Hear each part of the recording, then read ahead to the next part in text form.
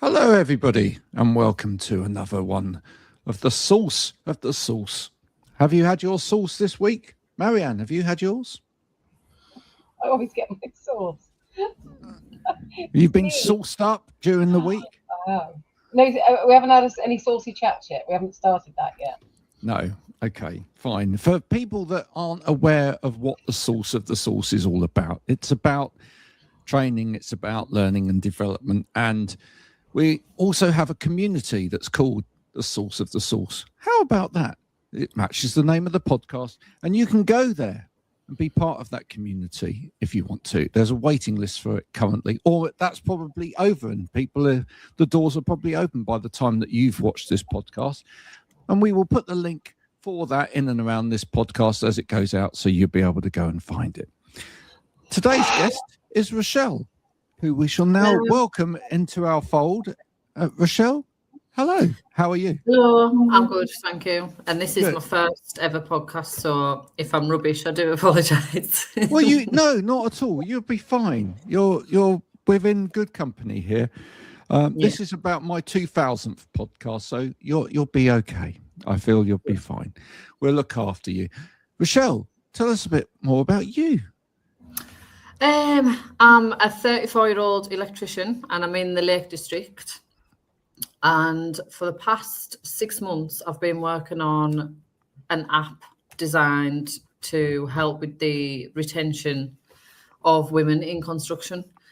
I've just kind of built it off my own experiences, and then obviously I've spoke to many other people, been attending a few meetings, and I'm just on a mission to try and improve the culture in construction.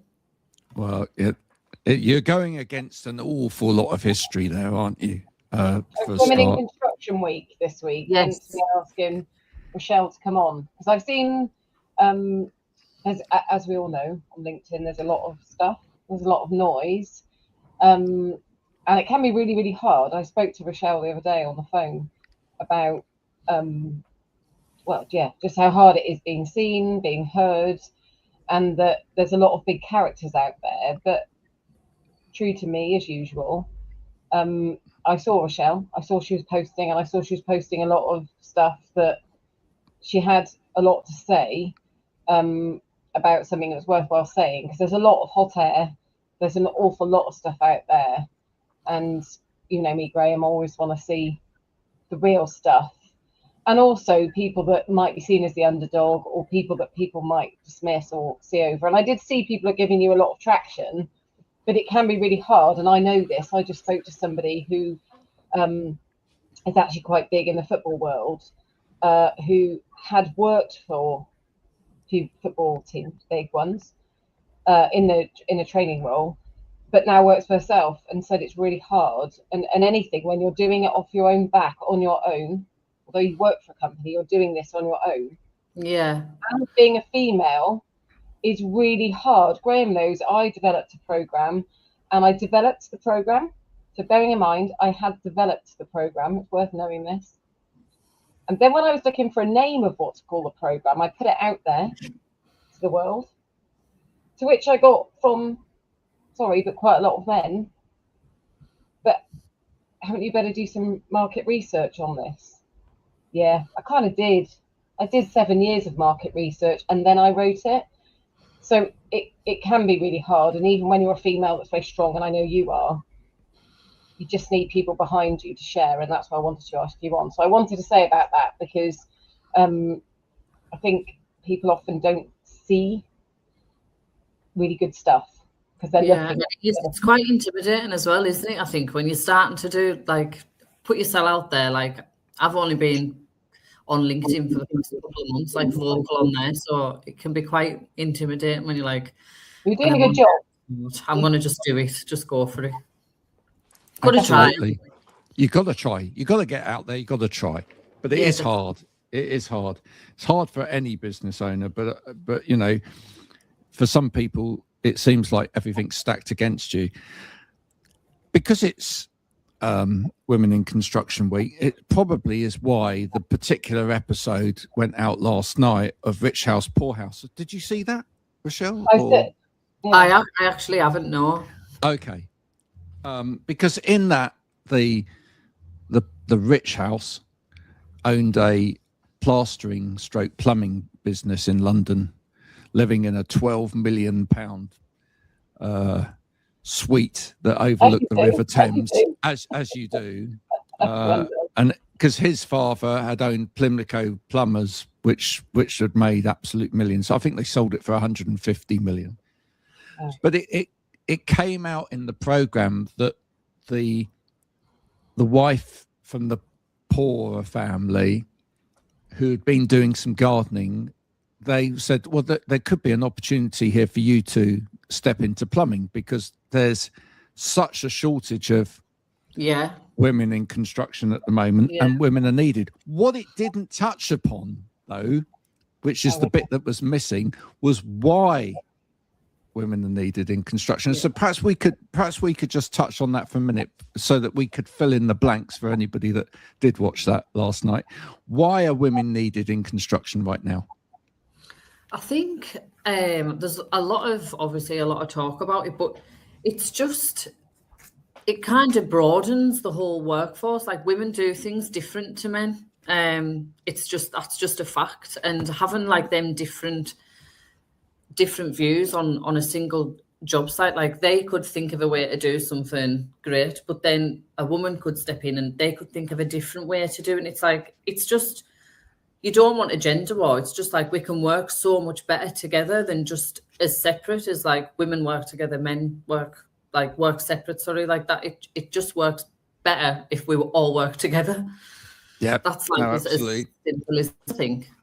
I mean, this business that was being talked about last night, they have a very quick call out time, which is part of their USP, and they're primarily going to homes to do quicker jobs, etc.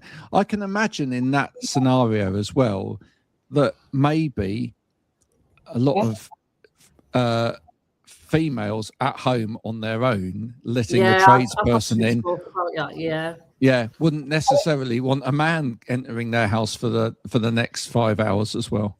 You do. I mean, I've seen it with painters locally, where they specifically advertise, or taxi drivers, and you kind of think it kind of needs to be flipped, that there's more of those because there's probably more of a need. I would say, not generally before I'm jumped on for this, but generally speaking, men probably wouldn't be that bothered, whereas a female, definitely, potentially would be. When you talked about the reasons why there aren't so many women, it's really interesting for me because I've taught many trainers. They're becoming trainers, and we touch on this because we have to, because I have to then talk about the equality and diversity and inclusivity as well, which I know you want to talk about. But what does come up is some, not fear. Sometimes there'll be fear around what should I say, what shouldn't I say, but also that they're actually very welcoming, that men are. And what concerns me is that so much comes out in training that I do, where managers say there isn't a problem with this, or they don't know about that. But the reality is people don't have anywhere to take that to.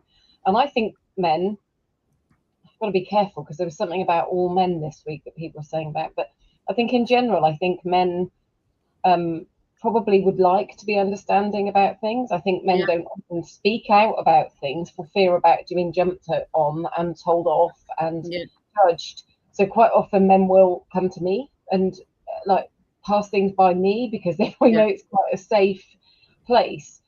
But I think there is quite, I think men do want to know, and I think they'd like to make a difference, and they're actually really welcome.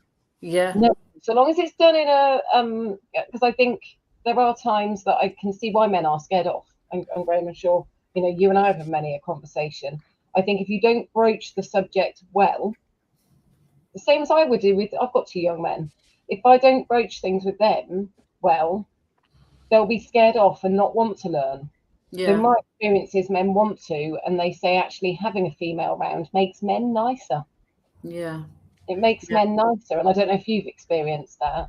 Yeah, definitely. And I just want to say, just while it's in my head, when you're saying about like men don't have anywhere, well, I think that's like a massive thing in construction as well. You do a lot of tick box courses and tick box training. And after me and you spoke on the phone, I just like, I'm still thinking about it now and thinking, how much better would it be? Just say someone like yourself had some sort of program that could speak to men and teach them how to, because once a man's given the tick box, oh bloody hell, I can't say this to a woman, I can't say that, they're like, oh, I'm just not going to stay out at all. Do you know what I mean? So I just think like if they learn ways or were taught ways, or I just think that's so much. But I think the tick box stuff and you do a quick e-learning course, I think they're rubbish. I think that there's no personality to them at all, because we don't want to ruin having a laugh. We don't want to ruin psych culture. We just want to make it more inclusive. And I think all the tick box crap, I just think that's... Yeah, if you're not careful, it, like as you say, it scares people off. And like I said, from my experience and evidently from yours, I think men want to, I don't like saying this, it's an awful phrase, but they want to be better. They want to know more. Even talking about menopause, when men are educated, there are times I even see men be better at it and discussing it. But if you, as you say, if you don't educate properly and you don't give men somewhere to go with it, because it doesn't matter how good an app, it doesn't matter how good a platform is. Yeah, it isn't the same as me. Let's just say speaking with men. Yeah, with them feeling safe, for me to be able to say, well, actually, you know, I mean, I sort of almost fell out with somebody this week talking about just questioning funny for who, and it was around banter. Again, I'm sure you see a lot of that. Yeah. Like you said, you don't want to stop it. Is that a fear for men that they may need to then, do you think? I think so. So you hear all sorts of wild stories on site, but a lot of the girls that I work, we all, like, everyone joins in because that is construction culture. That's what it is. It's when it's like targeted to one person, they don't know when to stop, or kind of isolating someone. But as a whole, and I think like men need to be taught that rather than just, oh, this is what you can't say, this is what you can say, tick, tick. So I just think like there needs to be more, like, I think all these construction companies, they make a lot of money. They've got millions of pounds. I think you just put like a couple of £100 into training your workforce properly. Like that's You're tasking me with this now, Rochelle. Is that my task now? Yeah. I do think it's a great idea, though. I do. The fact of the matter is, though, it's the same as the stuff that I do. Although I do a train the trainer, it's actually way more than that. And Graham knows the sort of stuff I do. It isn't just train the trainer. It's more than that. It's about, I go into all the psychology, because the fact is that whilst that is looking at how do they respond to, how do they communicate with women, actually, I think what I find is when I do the work that I do with people, I'm talking about men here, that actually they become much more aware about themselves. They become much more aware of how they are presenting, even to their partners, to their children, and to everyone. And actually what you end up with is a workforce that actually are far more emotionally intelligent, actually. Yeah. And I feel like it even ties in with mental health as well. Like, absolutely. Like it would improve mental health if they're more, I don't know, I just feel like the personal touch with like having someone there physically talking, someone that can ask questions to, and it's just much better than what a lot of stuff. And in my area of work, it's all e-learning, or we actually had a diversity course not long ago and everyone just rolled their eyes at it and was like, ugh, another one of them. It's complete nonsense. It's complete nonsense. Yeah. And I was just thinking while you were talking about that, I mean, we know another client of mine who is totally blind, called Adj, and he was England football captain, blind football captain, and his attitude to being blind is just so brilliant, right? Because he just sees it as, you know, I can do everything, right? I can absolutely do everything. And so from an awareness training point of view, when he's working with people, working with organizations, he's about showing people what it is that he really needs, right? And you can't learn that on a tick box exercise. He will do things where he'll like literally say he was working with a group of builders. He would do it where he would perhaps take them around the building and get them to experience it as him and see what the needs actually are. Right. So like if you're going to put something here on this wall, that's not going to work for me because you wouldn't be able to find that. But if you put it here, you will be able to find it, and then that will be able to guide me. That then changes people's perceptions of how they then do the job, and that's the important bit. That's the bit that needs to happen, and it doesn't matter. I don't think it really matters what the sector is or anything like that. All I know is that when you get people in front of you, it doesn't matter whether it's like this or whether it is face to face, people open up, they share things. That in my sessions, I've had, whether it's all groups of men, let's just say, that probably ordinarily wouldn't speak to anybody else on their team necessarily, but the minute I create that safe atmosphere, that safe environment for them, they open up about all sorts of stuff. And then you'll get maybe somebody then saying, you know, I'll share about my dad. You know, my dad took his own life 24 years ago. So I share that. Next thing is, oh, actually, I lost somebody, blah, blah, blah, blah, blah. And then all of a sudden you've got all these men then that will become vulnerable with each other. And then I say to them, you need to take this back. You need to take this back, that when you're training people, you need to change. You know, when you are delivering that training, it then becomes, whether it's apprentices coming in, that this is what the expectation is that this is how you are. And you can't do that, as you say, on e-learning. You cannot do that. It becomes that culture change, which doesn't come about from a policy. It doesn't come about from a manager telling you that. It comes about from creating that, the expectation.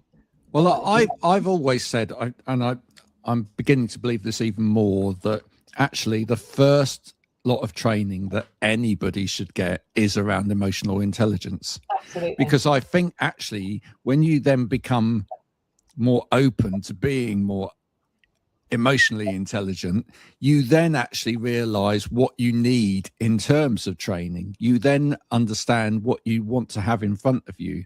Yeah. Because when you're naive to that and you just see the world in a very, you know, clinical way, you don't care about other people. You don't think about what other people's needs are. You don't search for that, right? Yeah.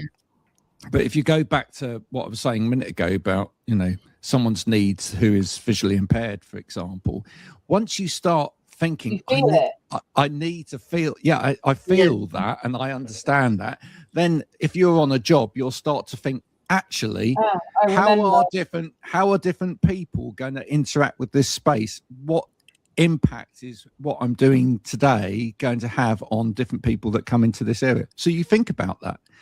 It opens that up for you. And even if you don't know, you'll go and find out.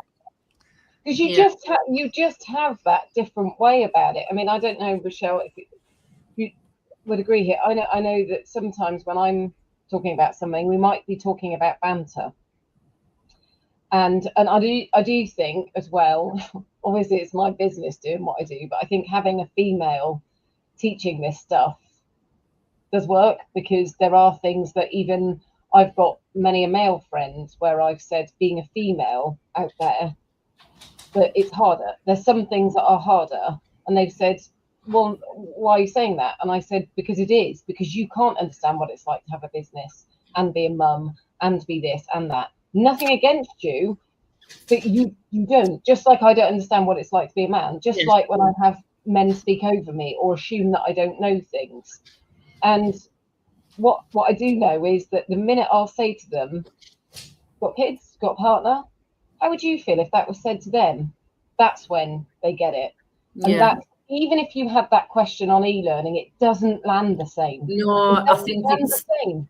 You've definitely got to have like an interactive, like face-to-face call. I just think it works so much better. So I've done loads of countless e-learning and crap courses, but I've done some good ones as well. So I done mental health first aid a couple of months ago, and that was like a company coming in to do that. It was absolutely brilliant, because we we were there with the people, we were going through scenarios. And like you were saying earlier about people starting to open up, that's exactly what happened on the mental health course. People had lost people to suicide, and then we all started like talking to each other and then thinking like, I don't know, it's just so much team building. I think then it becomes it becomes team building. And I've said so often to companies, or it's hard to even get listened to because straight away you get shut down with budgets and stuff. And I'm like, hang on a minute, I'm literally trying to save you money.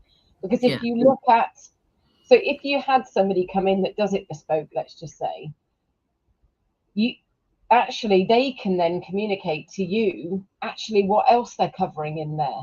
You know, people often don't get supervision with their jobs. They don't get supervision. So even when I've worked with the fire service, and I'm sure you'll have seen things, and people in construction do, they laugh it all off when actually that stuff sits with them.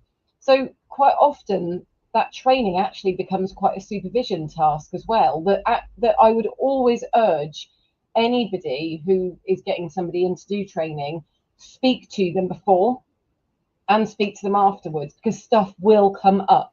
It will come up, but you'll never hear any other time. That's true. Listen, we need to get onto the app. Tell us more.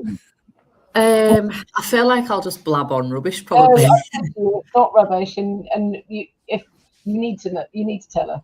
I'll just have a go. So I've built it on Lovable. I don't know whether you're familiar with it. I am not tech literate at all. I kind of haven't a clue what I'm doing. So I just thought, right, I'm going to have a go. And basically, you'll make a profile. You can sign up as female, male, non-binary. And then you'll get there's a dual interface. So if you're a male, there'll be external mental health links, a wellbeing check-in, and you can do reports on there. So bullying, a safety report, etc., etc. That'll go through to HR. And then on the woman's side, there's a PPE directory, because that's a huge issue in construction. It's very scarce, women's PPE. A support hub. There's a community hub where you can meet other women in construction, and there's a networking event that'll tell you what networking things are close by. And again, a report. You can go through to report to HR, harassment, bullying, discrimination, or any safety observations, or a positive observation if you wanted. There's welfare tips and hacks for periods on site, because that's another thing that people have issues with. Trying to think what else. And there's just a little personal log, because even if you don't want to report something, just if you have your own personal log, you can write an instant in and then maybe sit back and look at it and think, right, was that okay? And if you keep putting them up there, that's exportable to HR if you need it. And there's an apprenticeship hub as well, where they can keep track of the tasks, off the job hours, all the sort of stuff they do. They can chat to each other through there. And obviously a company dashboard. There's more to it than that, but that's kind of the gist and the core, basically somewhere safe to report, because I know everyone doesn't like talking about it, but sexual harassment does happen and bullying does happen. And I know personally, it's never been on any site inductions I've had, I've never been taught the reporting route. Really? What happens if you want to report something? It's just I bet they talk about accident reporting, but not that. Yeah, and then what annoys me as well is they're really, really strict with health and safety. So you daren't use a ladder without a permit and stuff like that, but they're not that strict on women's welfare. What about lone working? They don't. Is that covered? That kind of thing. What? Sorry. Lone working and how you would deal with situations. Yeah, so we're not allowed to do lone working and that. I just think how structured they are on their health and safety. I'm sure that you should have PPE for women, because that's not just us being awkward, it's that it genuinely doesn't fit properly. If it's just a small man's, it just doesn't work. And then welfare facilities, I've been on sites where I haven't even had a women's toilet or a women's shower. Or it's interesting you're talking about that, because I was just speaking to this lady that works in event management and worked to the top, Tottenham Hotspurs, other companies, and she was talking me through how her route into doing what she was doing, and she's going to come on here. And she was saying about how, she delivered a lot of training, done trainer, in different clubs. but then was talking about how the security and safety officer is the person that everybody has to report to. And then she was going through all of the different areas. And then she was saying even with the facilities, so with toilets, that this weekend or whenever it was, they've got women's football. And she said, we have to look at what's going to happen with the toilets. There are going to be more women. There are going to be more families. And it's not okay that there's like one toilet to every 10 for men. That needs looking at. And you think, gosh, you can't just sweep that under the carpet. It can't just be swept. And it isn't. And it also shouldn't be seen that women are an inconvenience, just like it shouldn't be that men are seen as an inconvenience as well. But it shouldn't be seen that women are an inconvenience, and it shouldn't be like an eye roll, like, oh God, Rochelle's saying that she needs this. No, Rochelle needs this. Like literally, just like somebody else might have longer legs, or they might have whatever, or a bigger chest or something as a male. That's what Rochelle needs. This is what so-and-so needs. And it shouldn't become a bit like, I think we're changing with menopause now as well. But actually, you know, I worked in the prison, and the male prison officers, they had one of the female prison officers did her micro teach, and she did it on menopause. And those men were really interested. They were really interested because they were like, actually, we can learn so that we can understand what it's like for our wives and partners and our daughters and our friends. Yeah. And it was really wonderful to see that they were really on board with it. And I think how, like you say, there should just be a way of things, particularly given that, as you said, male, female, non-binary, you know, it isn't just that we fall into that or that category.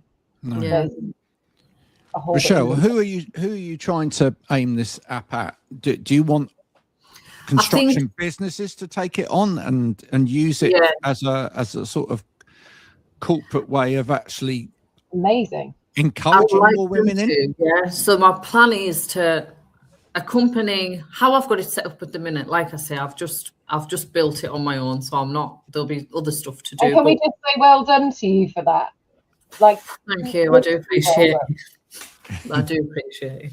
A company has a dashboard. I sign up, I pick my company out of a drop-down box. So at the minute I've got like pilot one just while I'm testing it. And I've got my husband to be one of my employees, and then we've just been testing the reports, and HR can send out messages to employees, but employees can't reply because I think that'll maybe get a bit messy. So if they've got like any important updates or whatever, but any issues can be reported to HR. And then I've even got like there's all sorts on there, so I don't want to bore you, but like flexible work, and that's a massive issue as well. So there's just a little hub on there to like request or read about your company's policies.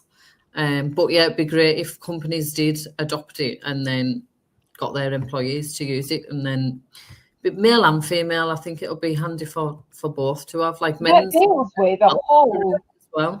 deals with a whole like host of things, and I think now we're in a world where we use our phones. So again, this lady, I think, you have to move with the times. She said, you know, as you were talking about apprentices as well, and she's saying, I was saying about how a lot of people aren't equipped to work with apprentices. They don't know how to mentor them, and telling them to put their phones away on the one hand, but then actually, then they have to use their phone for something else. They are there. They literally are there. And I think then if people, you know, I know that I've got the platform that I use for my community and the one that Graham uses, it's on my phone, and some things I'm better on the computer, but for me, it's great. I might be getting ready, it might be on the loo, whatever. I'm like, oh, I'm just going to go on there and do that. Yeah. And for all those things you said you covered on there, like, wow. It's just like helping your hand, because like you say, it's 2026. Phones are a massive thing now, and then we're always there's something to do on our phone. I thought, there's got to be like something where we can report, or because I know myself, and I've spoken to loads of apprentices, if they wouldn't go to the gaffer and say, oh, so-and-so's sexually, some people aren't confident enough to do that, or the fear of retaliation or fear of, she's causing trouble. So it just gives you like a path to HR, because where I am at the minute, we'd have to like drive to go and see our HR, and it'll be the same for many people. So it's just, I just feel like it's easier. Like, I don't know, I just feel like your path. Rochelle, you said about apprentices there, because they're my other hot topic, and I spoke to you about this the other day as well. Do you think there's enough support for them? Because as you said, they are vulnerable. I've got a 17, nearly 18-year-old, and he's at college, but he could easily have been doing an apprenticeship. Easily, he could have been. And when I think about how he often won't talk about things, not because he won't talk about them, but because he wouldn't know who to go to. He's trying to apply for jobs at the moment, and he just gets knocked back and nobody replies. And I say, but did you? And he's like, I don't know what to ask. No, I don't think they're taught. I don't think they're taught the skills. And I think we talked about it the other day. I think there's a lot of, like autism and ADHD, and I think they aren't. I don't think a lot of trainers are equipped to teach them properly. And I don't. No, they're often dismissed as being lazy, or I've spoken to a few people that I've just randomly taught to train, but they've also had been supporting apprentices, and they've said, I feel really bad now that I've not actually supported the apprentices in the way that I should. They said I dismissed their behaviour. I feel like they don't know as well. I feel like teachers don't know, and it makes me not worried, but a little bit worried. My son's got ADHD, and I think if we were saying, it's 2026 with our phones, it's 2026. People are getting, we know it now, more people are getting diagnosed with ADHD and autism. So why aren't we doing anything about it in colleges and schools, and getting people in to teach them properly and give them the tools they need to?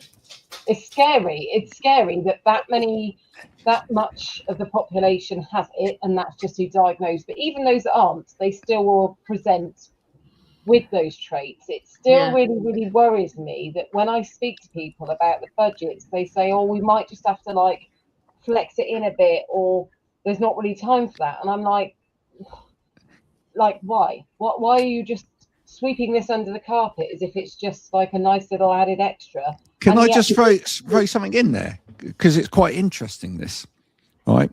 There's more and more adults being late diagnosed. Yeah. With being on the spectrum, okay? We actually know that there's a lot of late diagnosis of people in construction that are on the spectrum. So what this tells us is that somewhere along the line in history, probably a lot of people who were neurodivergent actually did manual trades because it actually suited them better. They would have struggled even more at school years ago because there was no accommodation. What flipped then in society, that given the fact that we're now diagnosing people, but what flipped in terms of the training that means that now actually those people who are on the spectrum are actually struggling to be trained? Because somewhere along the line, it must have flipped, because historically there would have been a lot of those people who didn't have a diagnosis, but gravitated towards those industries and did well in it. Is it because it's become more on paper than it has been learning on the job? I think that possibly could be down to all these, obviously since computers and that, it's developed over the years and everything's down to e-learning. And I work with I'd probably say 5 lads who's got ADHD. And that's diagnosed. And the diagnosed ones, whereas I bet there's even more. Yeah, there'll be loads what always say, or I even just know.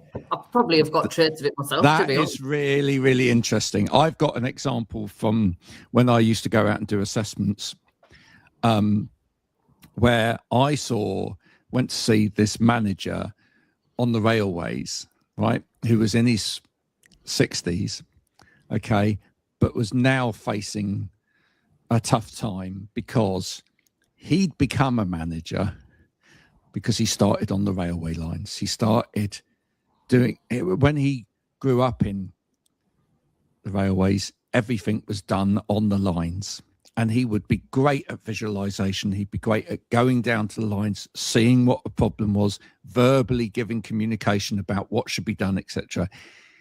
His life had suddenly been turned around into having to sit exams and having to write reports and not actually ever going out to see the railway lines.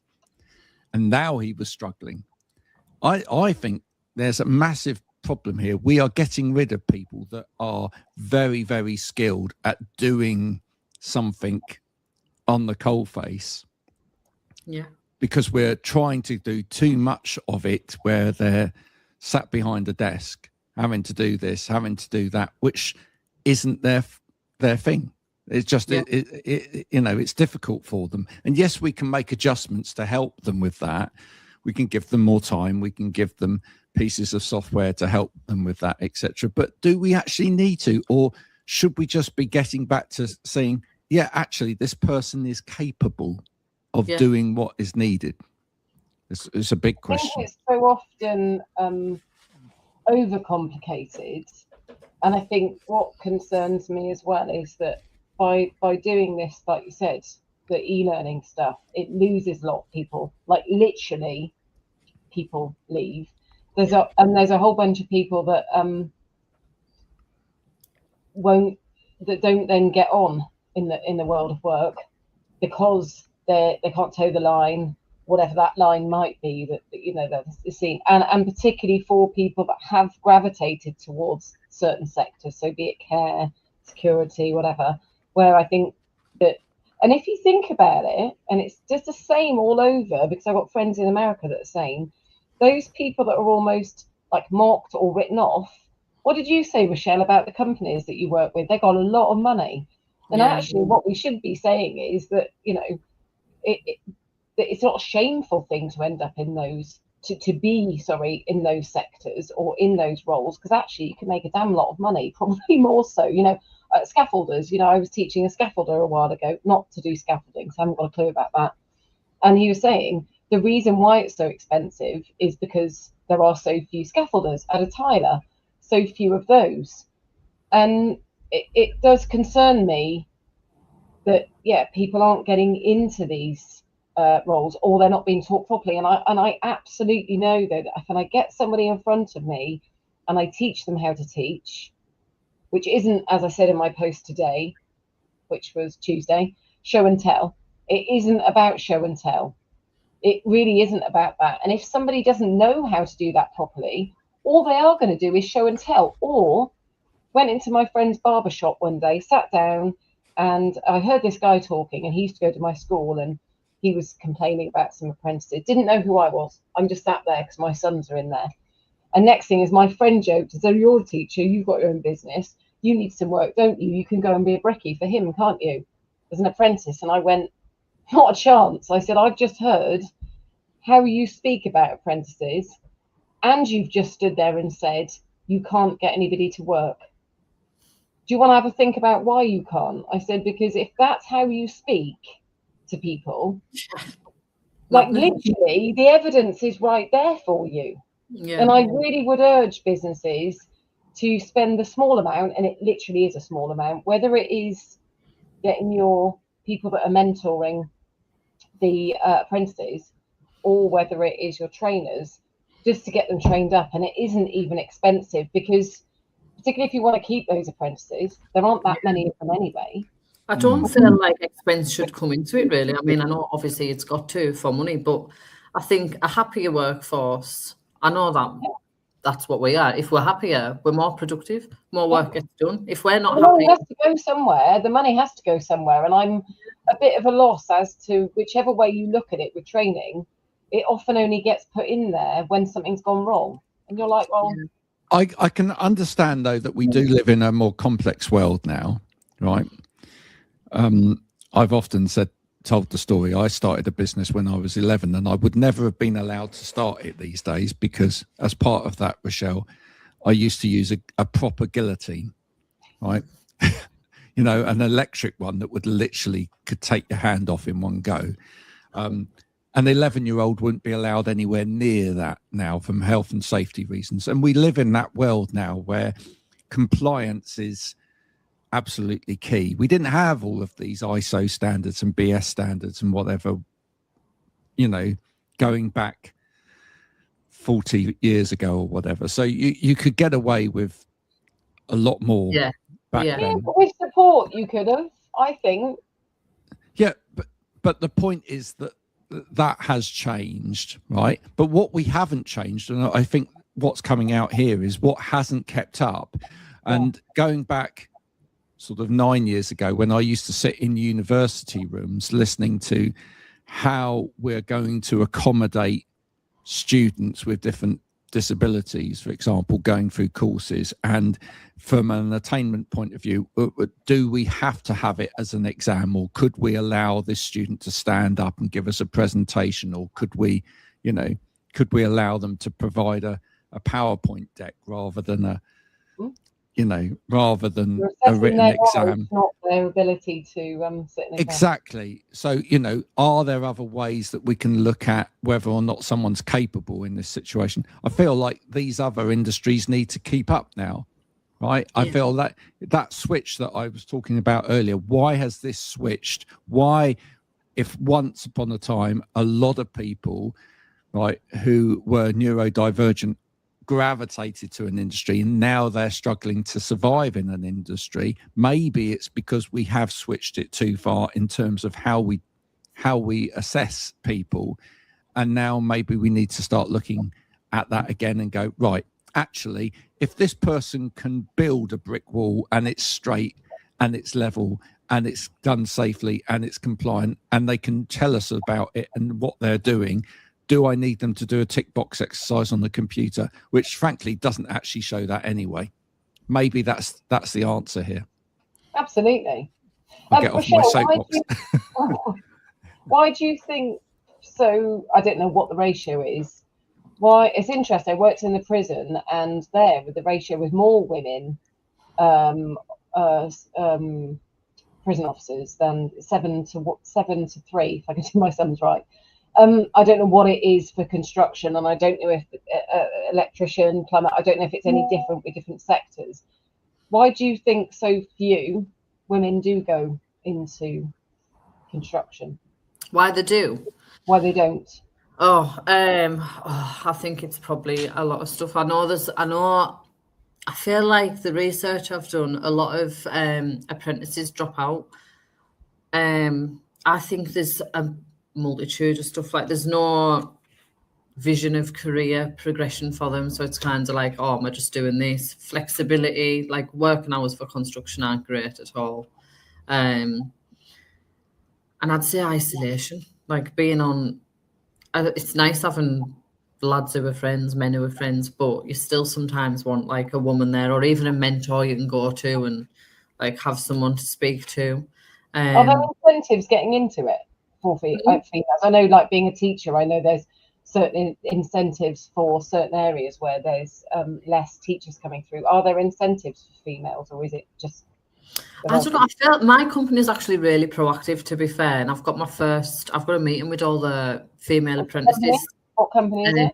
Shepley's, and they're really proactive, and they're trying to get a lot of inclusion and diversity. So we've got our first Women in Construction event tomorrow morning, so that'll be good. They want to start like a forum where all the company women can go to, and then eventually like branch out to all the different companies in Cumbria. So they're really proactive, and they like the look of the app and everything as well. So it's nice to work for them because they have got incentives, like they're trying to fetch. And I think they had like, I can't be 100% on the numbers, but I think like 25% of their intake this year was girls, and I work with quite a lot of them. They're quite a lot of the apprentices, so that is a good company to work for. But I don't know. I think there's just a multitude of things. I don't know if it's the fear of being on their own. It will be a slow culture change, I guess, won't it? Because definitely. It's that sort of chicken and egg, isn't it? That you don't want to, like, do you want to be in a sector where, like you said, if it's not flexible, but equally, actually, men need to be. Yeah, absolutely. Both. Looking at it being flexible working, because otherwise we're still making the assumption that men won't want it. Men will be in it because the woman's going to be the mum Yeah. will be looking after, but actually many men that are looking after. Well, Yeah, that conversation did come out a little bit in that program last night. It did come out in that. I mean, You know, I'm going to be watching that later. yeah, it did come out that, like, you know, typically a lot of people that work in construction or building, one way or the other, do work ridiculously long hours. Yeah. And the mum did ask, you know, she said, but I still want to be a mum at the same time as doing this. How does this work? Yeah, but Graham, you're the stay-at-home working from home parent, and you make your hours fit for looking after your kids. You know, we have meetings sometimes and we arrange them around that, and vice versa. And I think if we're not careful, it's kind of like, oh, we have to change things for women because women are mums. And it's like, well, actually, maybe we ought to change things because those hours need to be changed for parents, irrespective of whether you're a mum or a dad. Because otherwise, I have to call my husband out on, like, his work. Sometimes I've done things and I go, hey, do you want to stop there, right? I said, because if our kids were younger, your work has just made the assumption that I would be doing this. Yeah. When actually I can, A, they're older, but B, I've got my own business. Yeah. They shouldn't make the assumption. Well, the thing is, it becomes more possible these days because of communications and tech. It should become more possible. If you're on top of everything, then it should be more possible to go, actually, that person could drop into a job and do several hours there, and then they can drop away, and etc. I mean, it became, that was less easy back in the day when literally you took a whole load of people to a site and they had to just get the job done, and that was it, right? But equally, you can do certain parts of a job. Like the lady was saying earlier on, she said if you have to make do you know what adaptations or whatever for somebody, you can have it. If somebody can't cope with the noise in a crowd and they work in security, how about they go and work in the area where you've got somebody where they might be overwhelmed or sensory issues? Get them to go and work in there because they will understand. I was like, wow. Well, this whole thing came out during COVID as well, or just after COVID, when, I don't know whether you remember, like Goldman Sachs talks about what the number of hours that some of their workers were working. That's a little bit about stuff. And like that, you know, and he was boasting about the fact that they were doing 95 hours a week, right? And the point that was made there by a lot of flex worker advocates, etc., was, well, this is just silly. Why is an organisation paying people to work 95 hours when actually they're going to be tired and ineffective? Why is that not 2 jobs? Why is that not a job for 2 people? Yeah. Why are we not just like job sharing here? Because it just doesn't make sense to push somebody. And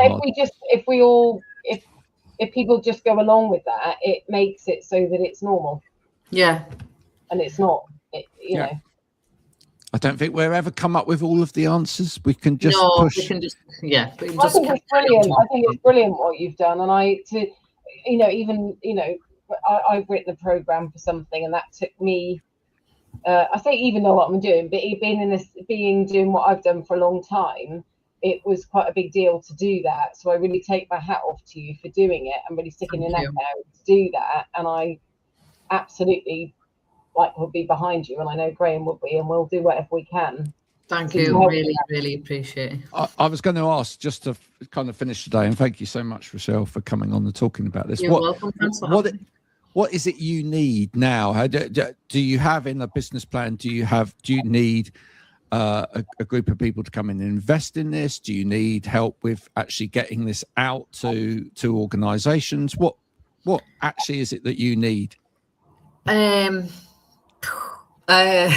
So is what you need. The plan is, I think, I've got a couple of people to speak to who have said hopefully they're going to be interested, but I would need help. I think launching an app it's not cheap, and it's not as easy as you want it to be neither. There's a lot of GDPR, especially with reporting tools and wellbeing hubs and company dashboards. But I'm just going to plod on, speak to people, hopefully get some sort of funding, or I'm just gonna carry on working and try and get it out there, and hopefully some companies will be interested and willing to pilot it.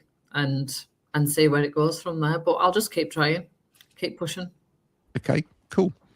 Well, if you ever want to talk about what a business plan around that looks like, we've helped launch numbers of bits of software over the years, so And I'd get be you happy into to the help. community as well. Yes, absolutely, That'll be absolutely. perfect. There we go. A very needed piece of resource there. If you've listened to Rochelle's story today and you think actually I could help there, I've I may be willing to put some angel investment into that, or I know somebody that would be able to find some grant money for that, or anything really, or you're a construction company and you think actually that sounds like a really good idea, we'd love to have a conversation with Rochelle. Please do get in touch. We will be back same time, same place next week with another conversation about training, L&D, and basically changing the world for the better. Until then, from Marianne, Rochelle and myself, bye for now. Bye.